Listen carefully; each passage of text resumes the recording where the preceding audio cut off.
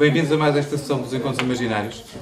Hoje foi um dia particularmente interessante, um dia em que assinalamos o primeiro aniversário dos Encontros Imaginários da Amadora. Um dia que tem estado a terminar de uma forma muito agradável, aqui com o jantar com o Heller Costa e com o Arnaldo Matos. Muito obrigado pela vossa companhia. Mas um dia também sui generis. Sui generis porque aconteceram umas quantas coisas estranhas. Hoje fui ao banco e paguei adiantadamente o meu empréstimo. Paguei adiantadamente o meu empréstimo e cheguei a casa, fiquei contente, liguei aos amigos, liguei aos conhecidos, liguei aos inimigos e até liguei a um fulano grego que tinha conhecido há tempos a dizer que tinha pago adiantadamente o empréstimo. Cheguei a casa, mandei sentar toda a gente para fazer o anúncio. Depois de sentados, calados, expectantes, disse: paguei adiantadamente o empréstimo. Fiquei contente. Os sacrifícios que tinha feito nos últimos tempos tinham resultado. O facto de ter cortado o pequeno almoço e o lanche aos putos tinha resultado. O facto de os ter posto a comer sopa com pão duro tinha resultado. O facto das gripes lá em casa passarem a ser tratadas com chá de limão e meia colher de mel para não abusar tinha resultado. O facto de se acabarem os bifes, porque, como diz Isabel Joné, há malta muito mal habituada, tinha resultado. E o brutal corte nas mesadas dos putos tinha resultado também. Disse isto, toda a gente ficou de boca aberta, e eis não quando a minha filha mais nova se vira para mim e diz: mas ó pai, tu conseguiste pagar isso tudo despedindo a empregada doméstica, cortando as nossas refeições, as nossas mesadas e os nossos medicamentos? Fiquei meio atrapalhado, não estava à espera da pergunta, embora lógica, não estava à espera dela, e lá tive que explicar que não era bem assim. Lá tive que explicar que, na realidade, esse dinheiro da empregada doméstica, das refeições, dos medicamentos e das mesadas, tinha servido para eu contratar uns consultores e uns assessores que me ajudavam em algumas iniciativas que eu ia fazendo. Que, na realidade, o que eu tinha feito era ter pedido um outro empréstimo, é certo que em mais tempo e com uns juros mais baixos, mas que continuava a dever. E ela, não contente com isto, virou-se para mim e disse-me: mas ó pai, então tu não pagaste empréstimo nenhum. O que tu fizeste foi uma transferência de crédito. Esta história e alguma semelhança com a realidade acredito. Vamos aos encontros. 21 de fevereiro de 2011, estreou na Barraca uma coisa muito estranha. Aquilo não era teatro, mas tinha uma certa encenação. Chamava-se, e chama-se, Encontros Imaginários. O Heller Costa idealizou, estruturou e executou estes diálogos entre personagens improváveis, mas marcantes da nossa história. A tal iniciativa estranha, os Encontros Imaginários, assinalaram no passado dia 9 4 anos. 88 edições. Mais de 300 figuras históricas. A tal iniciativa estranha já chegou a Madrid, Barcelona, Guimarães, Cruz de Pedra. Onde é que é Cruz de Pedra? É por aí. É. Nunca lá fui. Pronto.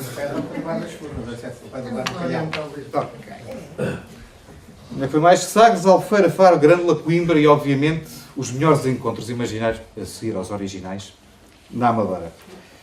Comemoramos hoje o nosso primeiro aniversário e, para mim, para a Associação Amadora Passado, Presente e Futuro, foi um privilégio estar à frente desta iniciativa e um enorme orgulho ter contado com a confiança do Heller, que, a partir do primeiro momento, disse logo que sim e disse presente a este projeto. Não havia encontros imaginários na Amadora, obviamente, sem contarmos com outras pessoas e sem contarmos com outras parcerias. O destaque especial para o Teatro Passagem de Nível, nosso parceiro nesta iniciativa, e não posso deixar de referir onde é que ele está. Põe o chapéu para eu te ver. O Luís Palma Gomes, que tem sido...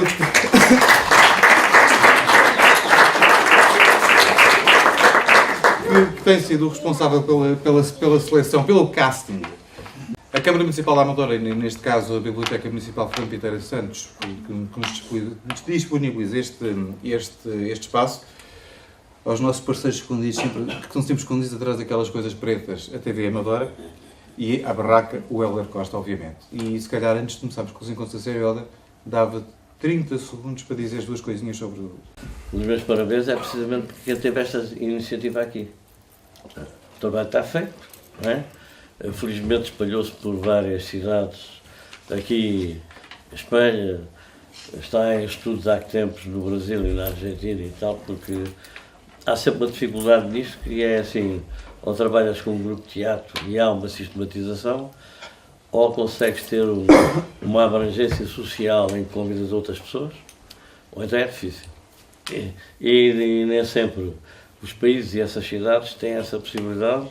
Por exemplo, nós na Barraca estamos praticamente há 2 anos a fazer os encontros imaginários sem atores.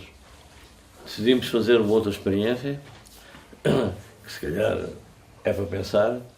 Foi assim, em vez de ser com atores, convidar pessoas públicas a fazer os papéis.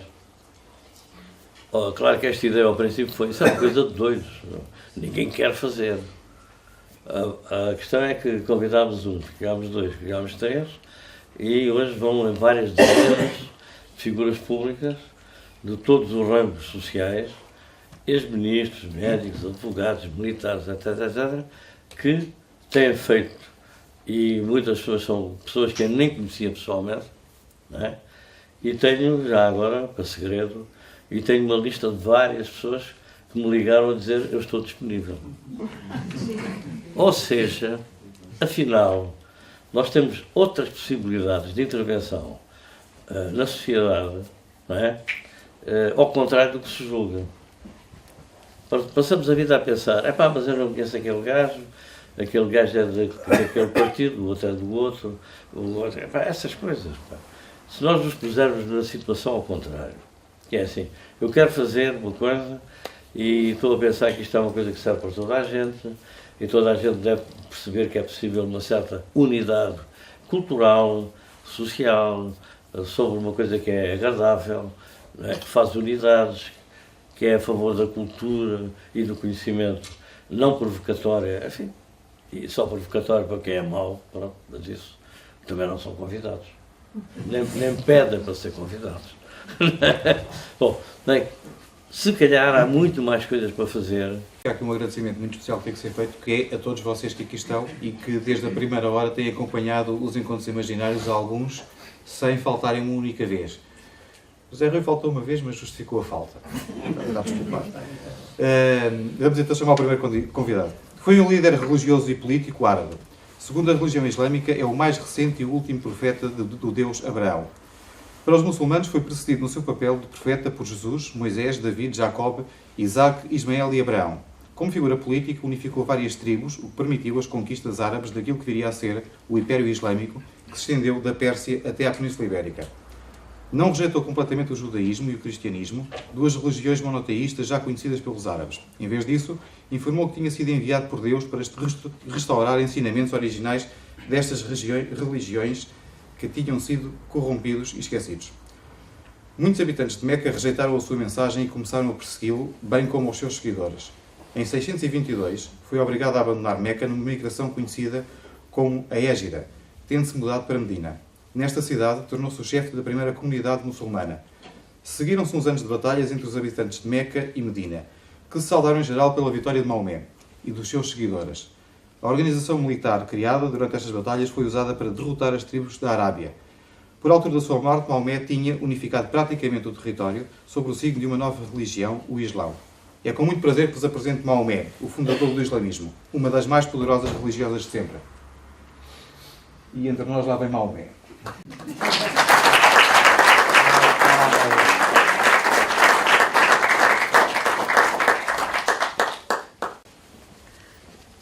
Aleika salam, Maomé.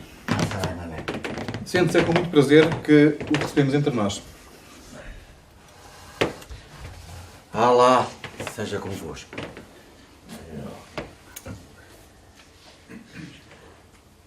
É com prazer que volto a um país onde estive, em espírito e inteligência. Como você gosta de dizer, durante séculos. Aliás, penso que ainda não saí completamente daqui. Refere-se à sua influência no Sul. Sim, principalmente no Sul, Alentejo, Algarve. Mas olha, que o português tem muito de influência árabe. Aí está um tema interessante para uma conversa. Hoje não vamos falar disso. A primeira coisa que gostava de saber é se tem alguma explicação para ter sido o fundador do islamismo. Fui escolhido por Deus. Com certeza, isso já se sabe. Mas Deus não deve escolher à toa. Não há alguma na sua infância, na juventude, algo que o empurrasse para esse caminho? Não, não há nada. Mas há coisas importantes que definiram a minha personalidade. Nasci na tribo dos Quraishitas, uma das mais nobres e que eram guardiões do templo sagrado, a Kaaba. Desde criança que vivi nesse ambiente religioso. E havia uma coisa que me afligia muito. As guerras e as zangas eternas entre tribos rivais, sempre à volta de Meca. O mundo árabe continua com os mesmos problemas. Eu sei. Ao mesmo tempo, contactava com as grandes caravanas da Síria, Iémen, Judeia. Conhecia mundos e religiões diferentes. Este mundo entusiasmou-me tanto que me tornei um comerciante sempre em viagem, procurando conhecer e confrontar a minha crença com as dos outros. E atenção, também conhecia as crises e as seitas dos cristãos e dos judeus. Tinha eu para aí os meus 20 anos. Uma informação para o nosso público. Nesta altura chamavam este jovem El Amin, o sabedor ou o sábio. E era considerado inteligente, culto, simpático, sensato e desembaraçado. Os meus parabéns. Quando eu tinha 20 anos não diziam tanta coisa simpática de mim. Agora já é um pouco tarde. Muito obrigado, muito simpático. Aliás, Maomé ficou na história com uma imagem de pessoa intolerante. Fui muito intolerante. E talvez injusto. Principalmente para com os judeus, que se apoiaram em situações difíceis e a quem eu mais tarde traí. Mas ele não tinha outra saída. Lutava por um Deus único e por isso combatia as tribos que amavam outros deuses e defendia o mundo árabe contra qualquer outro poder. Só quer dizer que eu sofri e lutei a sério. Não fui só um contemplativo dentro das cavernas. Organizei exércitos, luta armada, fui diplomata em Bizâncio, no Egito, na Pérsia, Abissínia, Roma e Síria. E depois marchei com 10.000 homens sobre Caba. Um profeta guerreiro. Ou um guerreiro profeta. A dada altura já não sabia bem o que era, mas consegui. Continuaremos a nossa conversa dentro de momentos. É a altura de apresentar o segundo convidado. Órfão de pai, com 1 ano de idade, é levado secretamente por sua ama para a Inglaterra e, após 2 anos, em solo inglês, volta para a Irlanda, em virtude dos problemas políticos que ocorriam no país. É entregue então ao seu tio Godwin, que o manda estudar na escola Kincklin, em Dublin, em 1673. Em 1689, vai para Moor Park e torna-se secretário de Sir William Temple, estadista e escritor de grande prestígio. Em 1725, começa a escrever As Viagens do Gulliver, onde pretendia agredir o mundo, não diverti-lo. Em 19 de outubro de 1745, surdo e louco, morre em Dublin. É enterrado na Catedral de São Patrício e, na sua lápide, o epitáfio, em latim, foi escrito por ele mesmo. Entre nós, Jonathan Swift.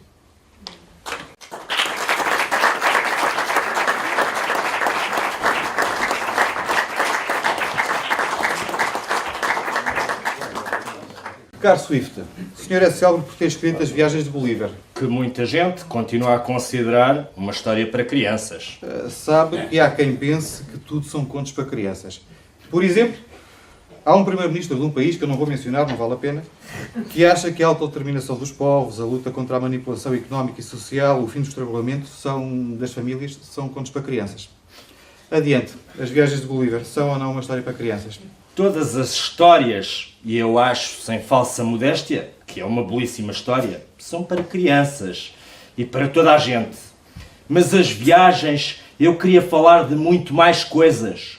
O tema é o homem, a traição com que o homem pratica em relação à sua razão, a loucura, o desatino com que o homem foi estragando a vida, a vaidade, a violência, a estupidez, a brutalidade que dominam os valores do convívio, as regras mais elementares de convivência e de bem-estar. Teve uma boa educação em criança?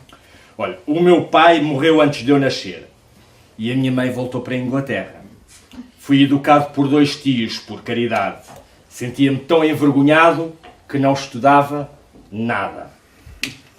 Depois fui secretário de um parente afastado, o escritor estadista Sir William Temple. Voltei a dar-me mal. Fui para Dublin. Ordenei-me no clero protestante e não me promoveram como eu quis. E então voltei a trabalhar com o Sir Temple.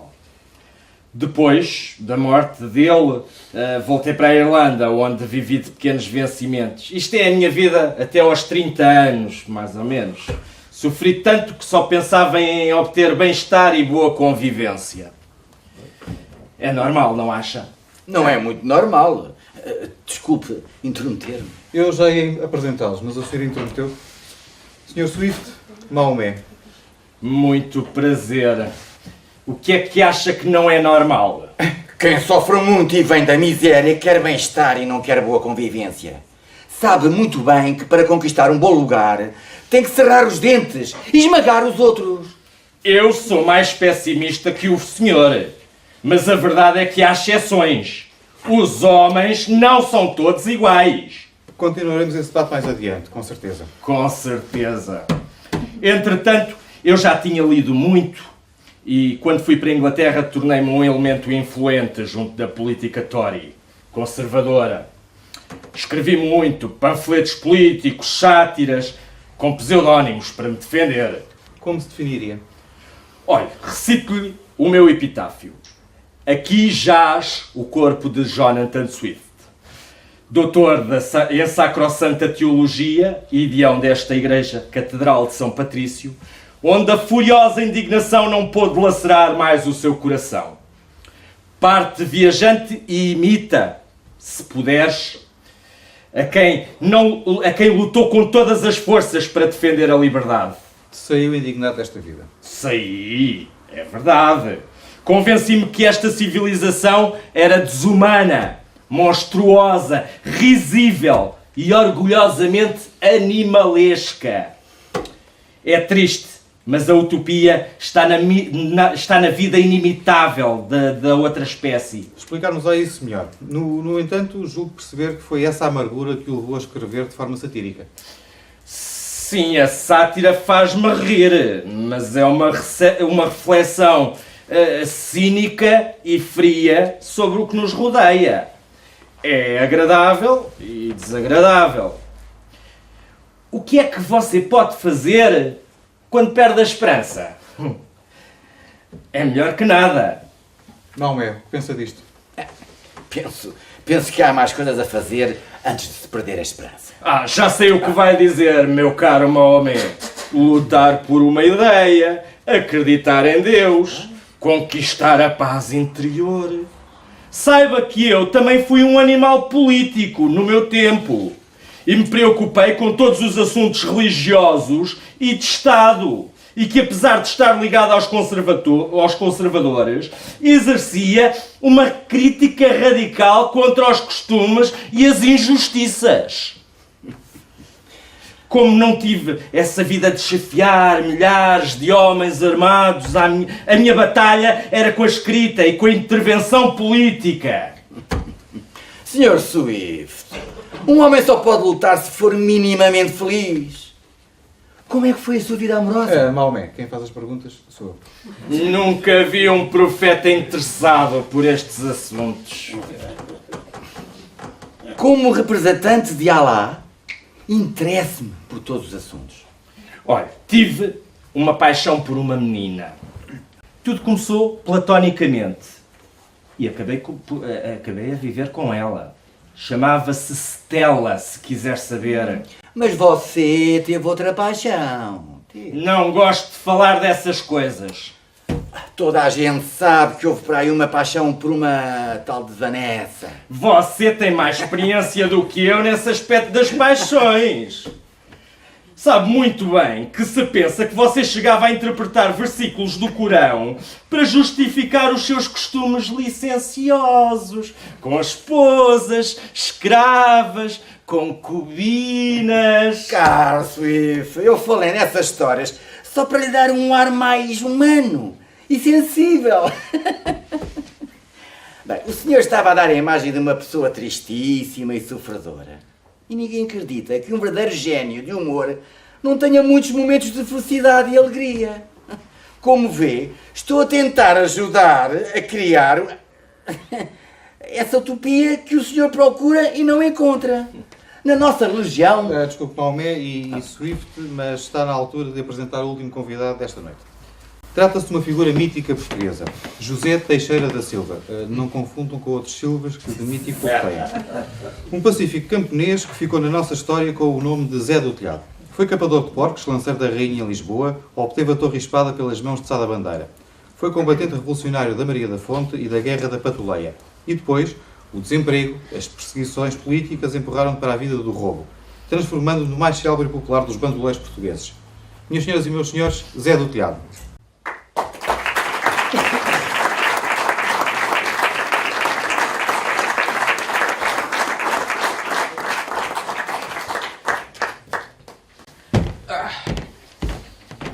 Zé do Telhado, porquê esse nome? Por andar sempre pelos telhados? Não, eu até andava pouco pelos telhados.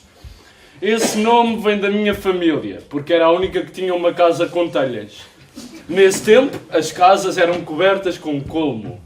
Chamaram aquele conjunto de casas o lugar do telhado, perto de Penafiel. E isso quer dizer que a sua família tinha dinheiro? Nunca vi esse dinheiro. A casa e o telhado já vinham de trás. Há um escritor célebre... Já sei. Quero falar do Sr. Camilo Castelo Branco, Pois, não é? sim. E de ele dizer que a minha família já era de ladrões. Tive um tio metido nisso. Coisas da vida. Mas o Sr. Camilo exagerou. Coisas de escritores. Pois, os escritores são sempre uns exagerados. É. Dava-se bem com ele. Na cadeia, a gente dá-se o melhor que se pode com os outros. Depois, fazia-me pena que o homem estivesse preso só por ter roubado a Dona Ana Plácida ao marido. Está a ver, se a justiça fosse pôr na cadeia todos os que fazem o mesmo... O adultério tem de ser castigado. Não me parece que o senhor tenha muita autoridade para dizer essas E o coisas. senhor também não. Vamos lá, não se zanguem. Oh, Sr. Jacinto, quem são estes senhores? Eu sou irlandês. Fui eu que escrevi as viagens de Gulliver. Não li, sou homem de poucas letras. É a história de um homem que chega a uma terra onde só há homens que são muito pequeninos. Gente que lhe cabe na palma da mão. E depois chega a outra onde só há gigantes. E ele é que passa a ser pequenino. Então esse homem está sempre aflito, não? Sim, é isso. É engraçado. Também sempre ouvi dizer que os homens não se medem aos palmos. Desculpe, o senhor é padre? Sou. Ainda não tinha conhecido um padre tão mangano. Conheci uns que... Já lá vamos. É essa a sua história. Tenho o prazer de lhe apresentar Maomé. Já que Maomé não vai ao telhado, vem o telhado a Maomé. Maomé, então isso não é uma coisa lá dos mouros? É uma coisa de moiros. Agora que já sei com quem estou, posso acabar a minha história? Pode. Mas temos de falar acerca do adultério. Do sexo. Dessas coisas. Não tenho dúvida. Bem, apanharam-me. Fui preso para a cadeia da relação do Porto e conheci lá o Sr. Camilo. O homem estava sempre a escrever, sempre a escrever. Era assim que ganhava uns patacos. Rei de vida. Uma vez até me confessou que escrevia o que lhe pagassem. Até tive pena dele. Oh, Zé do Telhado, não se admire. Atualmente temos muitos jornalistas à procura de um lugar ao sol que parecem correios da manhã, fazem o mesmo. Escrevem as notícias que lhes pagam. Esse é o drama de muitos escritores. Não conheço esse Correio da Manhã, essas vidas. Mas eu não era capaz de dizer uma coisa que não sentisse. Mas gostei dele, porque vende bem, ele era um bocadinho como eu. Também eu não queria roubar e fui empurrado para isso. Ele era seu amigo. Amigo? Um homem daqueles é capaz de nem ter amigos. E depois, não tínhamos as mesmas ideias. Eu tinha andado com os da Maria da Fonte e ele era dos outros. E ele disse-lhe porquê? Não, nunca percebi muito bem. Acusava os liberais de gatunice e imoralidade. Mas ia saber, ao lado dele era a mesma coisa, ou pior. Como no meu tempo. É por isso que eu e os outros nos revoltámos. Chegou ao poleiro, só pensam em encher o saco. Não diga isso, não há ninguém que presta. Ninguém. Alguém há de prestar. Ninguém presta. O Zé do Telhado tem razão. Pois tem. Ninguém presta. Porque o ser humano não presta. É isso. O É senhor- só isso. O senhor não gosta da humanidade. Olha, talvez não. Ou talvez goste tanto que não lhe consigo perdoar nenhum erro. O Sr. Swift passou a vida a abusar dos sentimentos das pessoas. E agora diz que é religioso. Eu sei que o senhor é intolerante, mas eu não lhe admito. Eu não quero zangas aqui à mesa. Começam com isso, vamos já embora. Não há problema, isto é só a conversar. O Sr. Camilo também me dizia isso. Parece que há gente que passa a vida a insultar e a dizer mentiras nos jornais e não lhes acontece nada. Havia de ser comigo. Consigo e com o Camilo Castelo Branco. É verdade. O Sr. Camilo deu umas boas mocadas nos senhores que disseram mal dele. Ele tinha boas coisas, arranjou-me o advogado dele, o Dr. Marcelino de Matos, para me defender. Que por acaso até tinha ideias diferentes das do Camilo. Sim, senhor, ele era dos meus. Tinha andado com o José Estevão, batalhão académico. O que aquele homem tinha feito e estava ali a defender o outro que nem sequer pensava como ele. A justiça é isso. É complicado. É muito complicado. É tudo muito complicado. Olhe, a propósito das mocadas que os que escrevem mentiras deviam apanhar, o que é grave é que são principalmente os que dizem as verdades é que as apanham. Eu também sofri muito. As Sei coisas, do que estou a falar. as coisas chegaram a tal ponto que eu escrevia com outros nomes para não me descobrirem. Uma vergonha. Para que é que se escondia? Alá é grande e protege a palavra certa e justa. Oh, vê-se. Olhe para o que se passa na Palestina e em tantos outros sítios com o nosso Deus. Para que você não julgue que eu estou só a defender a minha religião, saiba que eu também vivi situações de miséria incrível e também lutei contra elas. Também fez uma quadrilha. Não foi isso. Escrevia sobre esse estado de coisas. Olha, essa desse estado de coisas faz-me lembrar uma frase dita há tempos atrás. Na madrugada de 25 de abril de 1974, na parada da Escola Prática de Cavalaria em Santarém, alguém disse: meus senhores, como sabem, há diversas modalidades de Estado. Os Estados sociais, os corporativos e o Estado a que chegamos. Ora, nesta noite solene, vamos acabar com o Estado a que chegamos. De maneira que quem quiser vir comigo, vamos para Lisboa e acabamos com isto. Quem for voluntário sai a forma, quem não quiser sair, fica aqui. Na parada estavam 240 homens, saíram e formaram 240 homens que marcharam sobre Lisboa. Estas palavras foram ditas pelo então capitão Salgueiro Maia, figura maior e de relevo e vital importância na concretização da Operação Militar que foi o 25 de Abril. Em 1989 foi diagnosticada uma doença cancerosa. Nesse mesmo ano, o então Primeiro-Ministro recusou atribuir a Salgueiro Maia uma pensão pelos serviços excepcionais prestados à pátria. Chamava-se esse Primeiro-Ministro Aníbal Cavaco Silva. Em 1992, no dia 27 de março, 7 dias antes de Salgueiro Maia morrer, o mesmo Primeiro-Ministro, Aníbal Cavaco Silva, atribui uma pensão por serviços excepcionais e relevantes prestados ao país a António Augusto Bernardo e a Óscar Aníbal Pissarra Castro Cardoso, inspectores da PIDE-DGS. Para que a história não seja reescrita, para que a memória não se apague, vemos, ouvimos e lemos, não podemos nem devemos continuar a ignorar. Ele escrevia e resolvia alguma coisa. Tentava que a gente do meu tempo se chocasse com o que se passava. Isso sempre se fez. Talvez não como eu fiz. E se tiverem paciência, eu explico. Faça Faça favor. favor. Era inacreditável a miséria que viviam os camponeses na Irlanda. Claro que os filhos da miséria só podiam dar em ladrões, assassinos, ou morriam com a fome. Pacientemente, eu descrevi isso tudo e propus um meio para tornar essas crianças úteis à sociedade. Sendo evidente que uma criança com 1 ano de idade, saudável e bem alimentada, seria um alimento delicioso, são e nutritivo, e propunha que se comessem essas criancinhas. Você lembra-se de cada um. E continuei. Como esse alimento seria normalmente caro, era um pitel só reservado aos grandes proprietários. E como estes tinham enriquecido porque tinham devorado a maior parte dos pais... Nos meus sítios dizia-se que eles nos comiam a carne. É isso mesmo. E por isso eu dizia que do ponto de vista económico e até humano era normal que esses grandes proprietários tivessem mais direito sobre os filhos desses camponeses. Está certo. Eram só pele e osso, já não tinham nada para comer. Foi um pequeno texto, chamava-se Uma Humilde Proposta.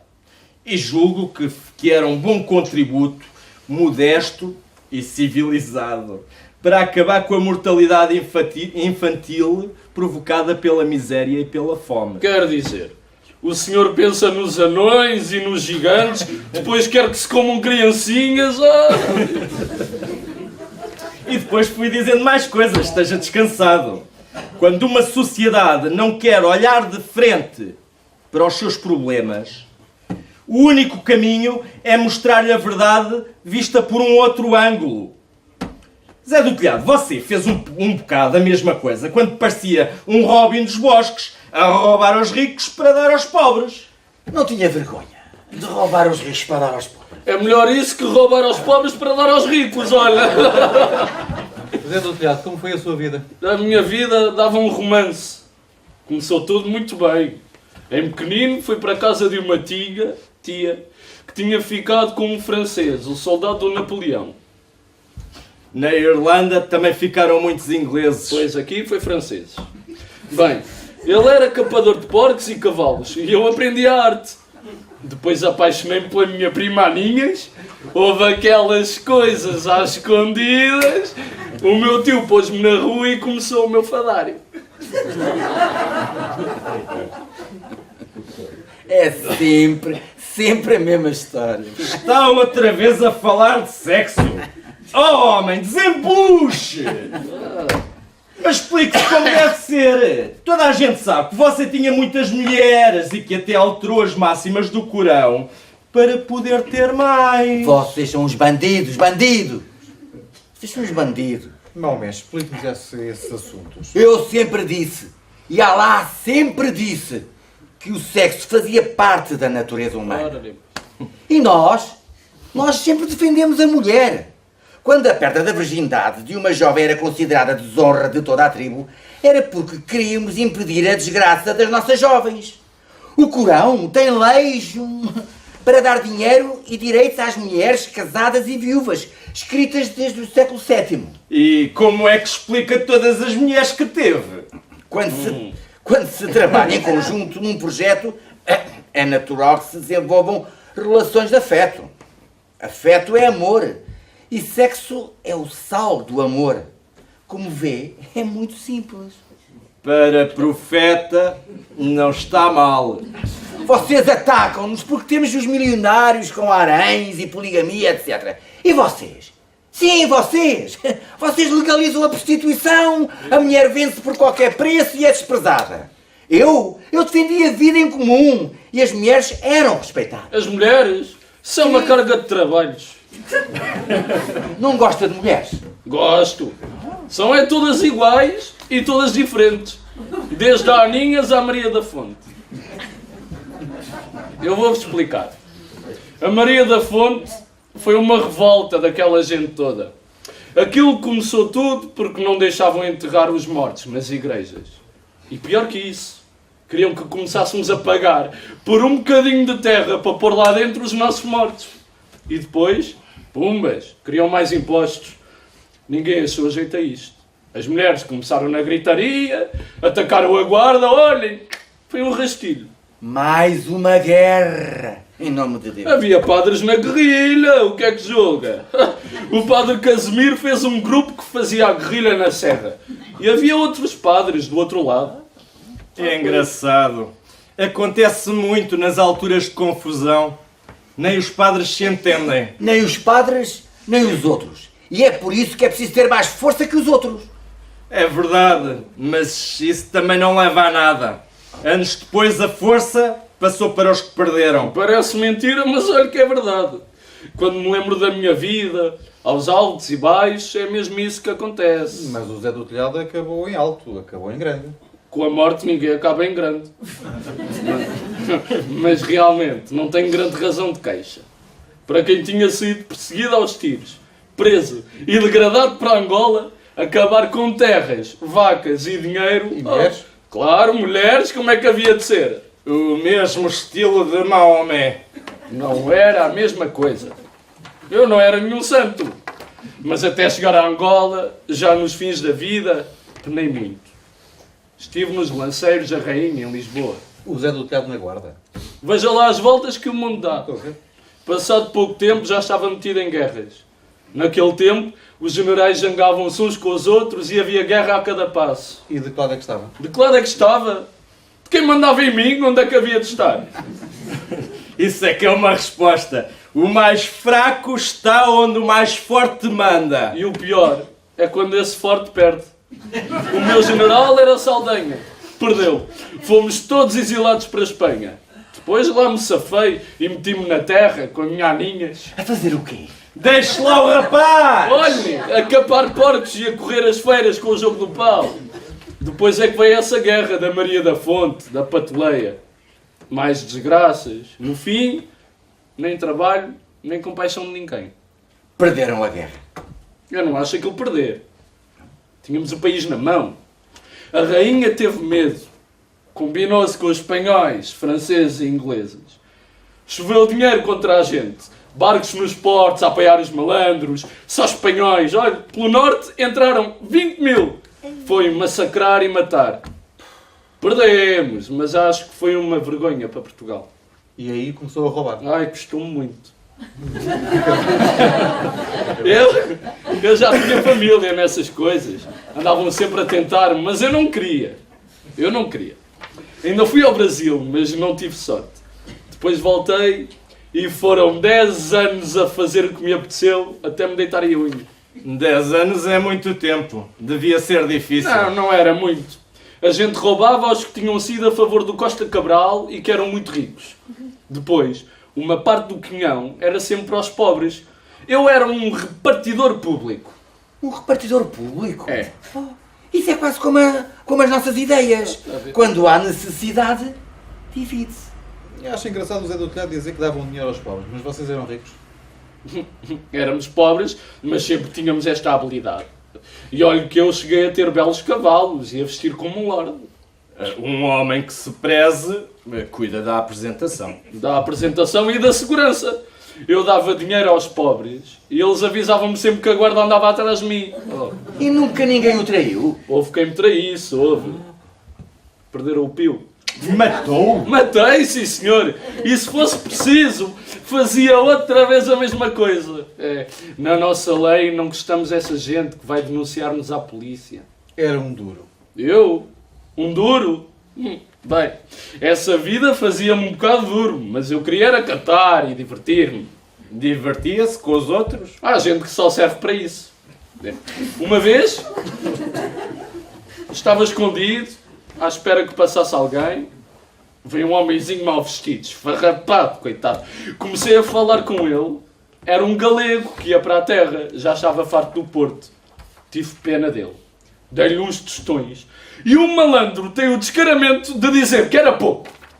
É uma ofensa, claro. Pois, claro. O repartidor público é que sabe o que é justo. Ora, nem mais. E aí, abateu-se a fúria divina. Bem, não foi preciso tanto. Agarrei numa cana que ele trazia para lhe chegar a roupa ao pelo e de repente ouvi barulho dentro da cana. Estava cheio de moedas de ouro. Coitado. Olha, não lhe aconteceu nada. Fugiu que parecia que tinha asas nos pés. Houve muitas, mas a que eu gostei mais, olha, a que eu gostei mais. Vá contando que isso é engraçado. Quando se vá. aborrecerem, digam, está bem? Olha, pouco tempo depois, fui à Feira do Pico, em Vila Verde. Ia bem vestido, botas de montar, esporas, parecia um daqueles lavradores que mandam em tudo. Fui ao barbeiro e o homem só se gabava que fazia, que acontecia, que com ele não sabia de passar a história do galego. Toda a gente sabia da história. Quando nos juntávamos, cada um contava o que lhe tinha acontecido. O barbeiro lá me ia tosqueando e só falava de façanhas que tinha feito ao serviço do rei Dom Miguel e que o Zé do Telhado, nas mãos dele, nem piava. E você, calado. Calado e a ferver. O homem acabou o serviço. Tinha um cavalinho que era uma beleza ali à porta. Começou a dizer que o tinha comprado por tudo e meia, lá tinha enganado o outro, pedi-lhe com bons modos para o montar e ele sempre a dizer que gostava de ter o Zé do Telhado à frente para lhe dar uma lição. E fugiu com o cavalo. Até hoje. Ainda deve andar à procura do Zé do Telhado para lhe dar um castigo. Há um bocado você disse que tinha umas histórias com padres. Ah, pois tive. E dei-lhes uns castigos. Mas não foi por serem padres, que eu até acredito nessas coisas. Trataram-no mal. Trataram mal a minha aninhas e os meus filhos. Tudo porque eu tinha andado nessas guerras. Há gente que nunca esquece. Olha, houve um que levou com um tiro de sal no cu. Oh, Zé do Telhado, não diga essas coisas. Então, como é que digo? Diga no rabo. Pois, no rabo. No rabo. Na cauda não pode dizer. Ah, não posso, mas é o mais engraçado. Dei um tiro na cauda do padre. E enquanto o padre vai ali às urgências do Hospital Fernando da Fonseca, deve regressar na próxima quinta-feira no mínimo, vamos fazer um breve intervalo. Voltamos já.